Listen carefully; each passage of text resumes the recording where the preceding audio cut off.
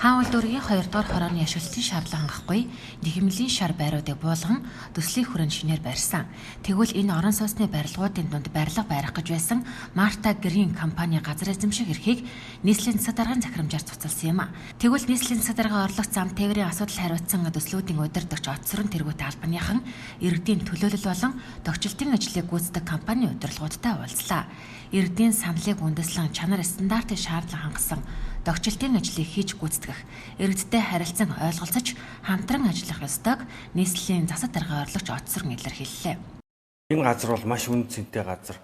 Энэ оршин суугчтай бол маш өндөр үн цэнээр олдож байгаа ийм асуудал байна. Ямар ч гэсэн одоо байгаа иргэдийн тав тухтай байдлыг бол хангах үүднээс бол энэ газар эзэмшигчтэйгээ тохиролцоод тэгээ шийдвэрээ бол гаргасан. Тойроод байгаа энэ барилгууд ч бүгдээрээ зогсоолын хөрөлцөө байхгүй. Тэгэхээр бүгднийг зогсоол болгож болохгүй. Нөгөө талаас хэм бол энд ногоон байгууламж байх, хүүхдийн тоглоомын талбай байхгүй. Тэгэхээр хүүхдийн тоглоомын талбай, ногоон байгууламжийг барина. Сууц өмчлөгчдийн холбоо, иргэдийнхэн оролцоог бол гаргаж иж энэ ажлыг тусгаж ажилланаа. Тэрнээс ямар нэгэн байдлаар энэ зургийг хий гэдэг тийм ямар нэгэн шийдэл эсвэл шууд одоо чиглэлүүр даалгавар өгөхгүй.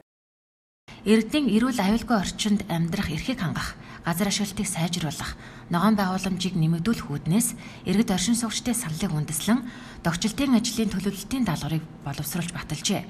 Даалгаврын дагуу ашиглалтын шаардлага хангахгүй нийтийн зориулалтын орон сууцны барилгыг дахин төлөвлөн барилгажуулах төсөл хэрэгжүүлэхээр шалгарсан SNCT компани нийгмийн хариуцлагынхаа хүрээнд тогтчлтын ажлыг хийж гүйцэтгэхээр болсон байна.